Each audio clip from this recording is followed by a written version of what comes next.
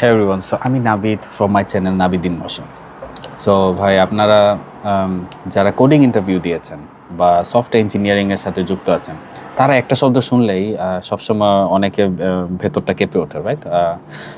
আর সেটার নাম হচ্ছে আপনার ডাইনামিক প্রোগ্রামিং। ওকে, নামটাই একদম সেই না, dynamic, not static, dynamic. So dynamic শুনলে অনেকে মাথায় ভয় এসে যায় যারা পারে না। সো জুনিয়র ডেভেলপাররা অনেক সময় ভাবে এটা বুঝি অনেক রকেট সায়েন্সের মতো, লাইক রকেট সায়েন্সের মতো কোনো কঠিন লাইক ম্যাথমেটিক্যাল থিওরি দিয়ে বলা। ওকে, কিন্তু আজকে আমরা কোনো কমপ্লেক্স কোনো ইকুয়েশন বা আমরা কোনো কোড দেখাবো না। ওকে, কারণ কনসেপ্ট ওভার কোড, রাইট? আপনি কনসেপ্ট বুঝলে আপনি কোড লেখা আপনার জন্য কোনো ব্যাপার না। সো জাস্ট সিনটেক্স আপনার জানা লাগবে, লজিক বিল্ডিং ঠিক থাকা লাগবে, এইসব জানলেই এনাফ। সো আজকে আমরা জানবো কিভাবে সাধারণ মানুষের ভুলে যাওয়া স্বভাবকে এড়ানোর জন্য কম্পিউটারের যেই স্মৃতিশক্তি আছে সেটাকে একটা সুপার পাওয়ারে রূপান্তর করা। ওকে, সো সোজা বাংলায় আমি যদি বলতে চাই, ডাইনামিক প্রোগ্রামিং কিন্তু কোনো কঠিন রুলস না। এটা হলো জাস্ট একটা, কি বলবো আমি, একদম খাঁটি বাংলায় যদি বলি, দুর্দান্ত একটা মেমোরি ট্রিক। সো কোনো কোড ছাড়াই জাস্ট গল্পের ছলে আমরা আজকে ট্রাই করব বোঝার যে কীভাবে ডাইনামিক প্রোগ্রামিং বড় বড় মেগা সিস্টেমের কোটি কোটি টাকা কম্পিউটেশনাল যে খরচ আছে সেগুলা সেভ করে দিচ্ছে। সো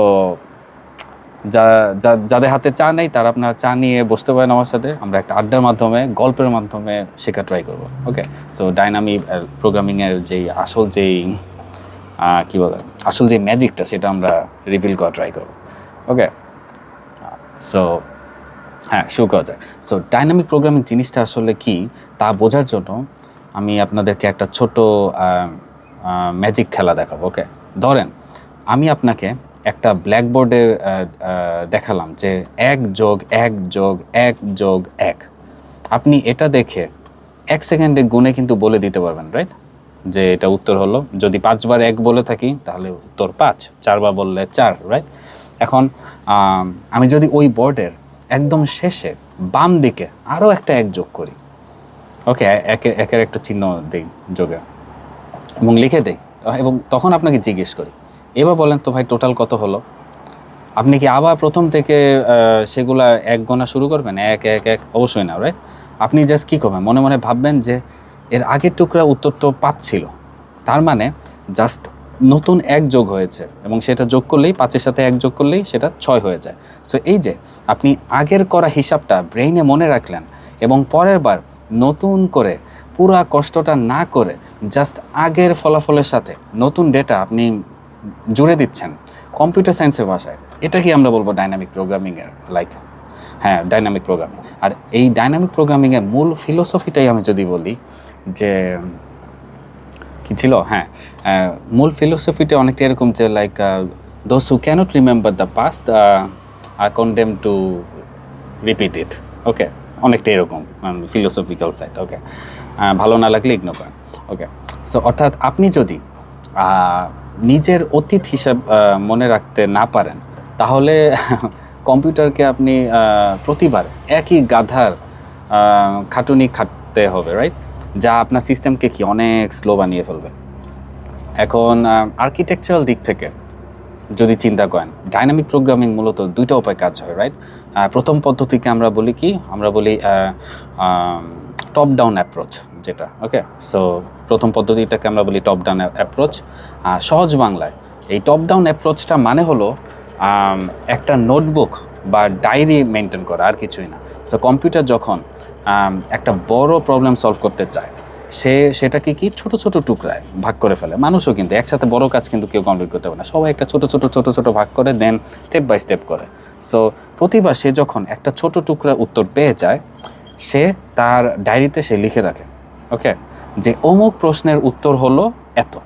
সো পরের বার যখন সিস্টেমে আবার সেম ছোট প্রবলেমটা ঘুরে ফিরে আসে, কম্পিউটার আর নতুন করে সেটা ক্যালকুলেশন করে না, সে জাস্ট কী করে, ডায়েরির পাতা উল্টে উত্তরটা জাস্ট দেখে বসিয়ে দেয়, এই আর কি। আর দ্বিতীয় যে পদ্ধতিটা সেটাকে হলো আমরা বলি বটম আপ অ্যাপ্রোচ। ওকে, সো এটা হলো একদম নিচ থেকে সিঁড়ি বেয়ে উপরে ওঠার মতো।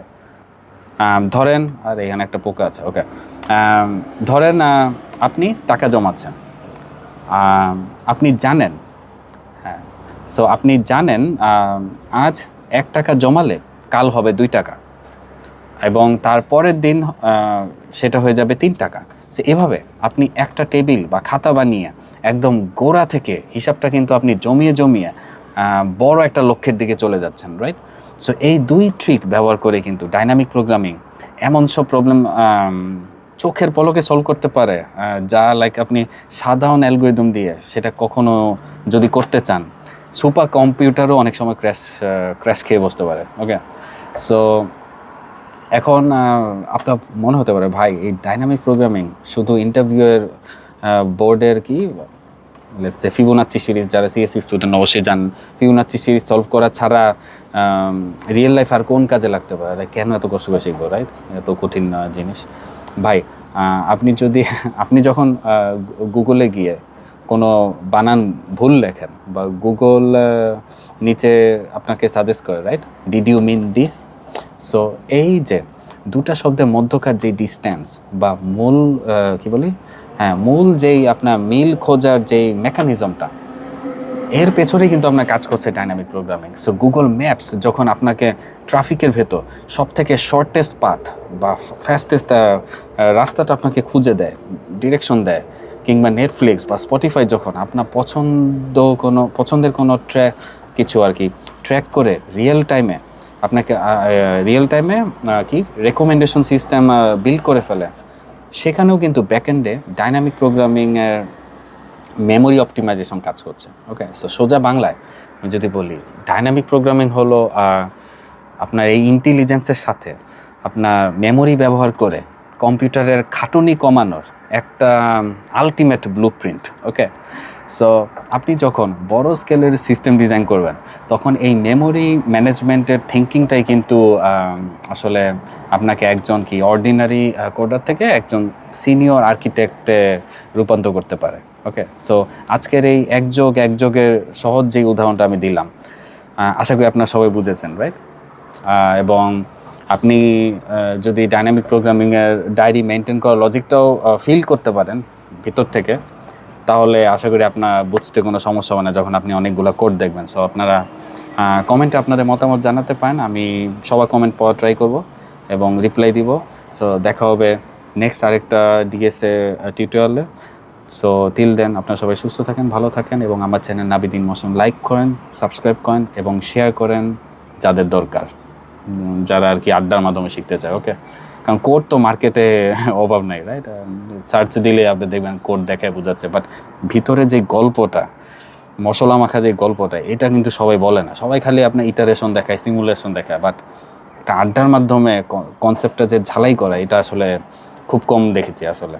আর বাংলাতে তো নাই বললেই চলে। বাংলাতে খালি আমি দেখি কোড এক্সপ্লেন করে, সিমুলেশন দেখায়, বাট আছে না যে আপনার কনসেপ্টটা একদম মাথায় ঢুকিয়ে দেওয়া উইথ রিয়েল লাইফের এক্সাম্পল, সেটা আসলে খুব কম থাকে। সো আশা করি আপনারা সেটা অ্যাপ্রিসিয়েট করবেন। So thank you very much for watching. তারা